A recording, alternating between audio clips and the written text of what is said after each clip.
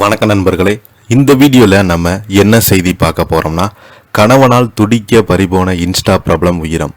பொண்ணா பிறந்தா இப்படியா? நடிகை ஹேமா ஆதங்கம். இணையதளத்தில் வைரலாகும் இவங்களுடைய மரண செய்தி. வாங்க என்ன தகவல், யார் அந்த இன்ஸ்டா பிரபலம்னு இந்த வீடியோவில் விரிவாக பார்க்கலாம். அதற்கு முன்னாடி முதன்முறையாக நம்ம சேனலை ஃபர்ஸ்ட் டைம் பார்க்குறீங்கன்னா சப்ஸ்கிரைப் பண்ணாதவங்கெல்லாம் சப்ஸ்கிரைப் பண்ணிக்கோங்க. பெல் பட்டன் சிம்பல் அமைக்கி நம்ம சேனலோட நோட்டிஃபிகேஷனை எனபிள் பண்ணிக்கோங்க. அப்போ தான் நாங்கள் போடுற வீடியோ எல்லாமே உங்களுக்கு உடனுக்குடனே வந்து சேரும். வாங்க என்ன தகவல்னு பார்க்கலாம். சென்னையில் நடந்த ஒரு கொடூர சம்பவம் சமூக வலைதளங்களில் பொதுமக்களிடம் பெரும் அதிர்ச்சியை ஏற்படுத்தியுள்ளது.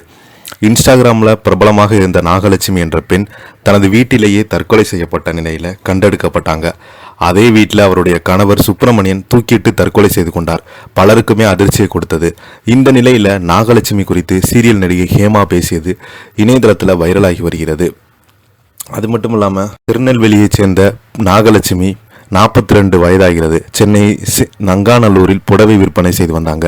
அண்ணா நகர் மற்றும் நங்கலூர் பகுதியில் தனது வியாபாரத்தை நடத்தி வந்த அவங்க இன்ஸ்டாகிராமில் மிகவும் ஆக்டிவாக இருந்து வந்தாங்க. புடவைகளை குறித்து வீடியோக்கள் வெளியிட்டு சுமார் 3 லட்சத்துக்கு மேற்பட்ட ஃபாலோவர்ஸ்களை வைத்திருந்தாங்க.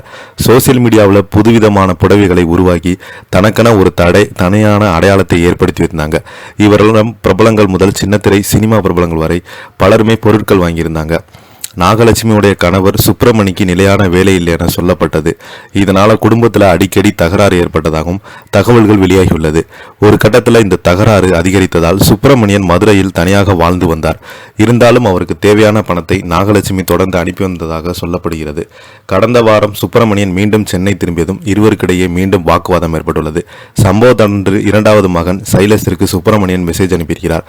அதில் நானும் அம்மாவும் இனி உயிரோடு இருக்க மாட்டோம், உனக்கு சாப்பாடு வச்சிருக்கேன் என்று மெசேஜ் வந்ததாம். இந்த மெசேஜை பார்த்தோன்னே பதறி அடித்து சைலஸ் உடனே வீட்டிற்கு வந்திருக்கிறாங்க. போலீஸ் விசாரணையில் சம்பவ இடத்துக்கு போலீசார் இவரது உடல்களை கைப்பற்றி பிரேத பரிசோதனைக்கு அனுப்பி வைத்திருக்கிறாங்க. முதற்கட்ட விசாரணையில் குடும்ப தகராறு காரணமாக தான் சுப்பிரமணியம் அவங்கள கொலை செய்திருக்கலாம் என்று சந்தேகப்பட்டு இது குறித்து மேலும் விசாரணை நடைபெற்று வருகிறது. இந்த சம்பவம் வெளிவந்ததுமே சமூக வலைதளங்களில் எதிர்வினையான ஏற்பட்டுள்ளது. ஒரு பக்கம் மக்கள் இதை ஒரு பெரிய சோகமாக எடுத்துக்கொண்டு வருத்தம் தெரிவித்தாங்க. ஆனால் மற்றொரு பக்கம் சில நாகலட்சுமியை குறை சொல்லும் வகையில் கருத்துக்களை பதிவிட்டாங்க. இதற்கு எதிராக பலருமே குரல் எழுப்பியிருக்கிறாங்க. ஒரு பெண் இறந்த பிறகு அவளை குறை சொல்வது தவறு என கண்டனம் தெரிவித்திருக்கிறாங்க. இந்த விவகாரம் குறித்து சின்னத்திரை நடிகை சிலர் வெளிப்படையாக பேசியிருக்கிறாங்க. பாண்டியன் ஸ்டோர் நடிகை ஹேமா வெளியிட்டுள்ள வீடியோ மிகவும் வைரலாகி வருகிறது. அதில் பொண்ணா பிறந்தா தப்பாக பேசுவீங்களா, உயிரோடு இருந்தாலோ இல்லைனாலோ ஏன் இப்படி குறை சொல்கிறீங்க, என்ன நடந்துச்சுன்னு தெரியுமா, எப்படி முடிவு பண்ண முடியும் என்று கேள்வி எழுப்பியிருக்கிறாங்க. பெண்களை சாமி மாதிரி பார்க்கணும், பேசுகிறோம் வெறும் வார்த்தை மாதிரி தான், நிஜத்தில் அவங்கள மதிக்கிறதே கிடையாது.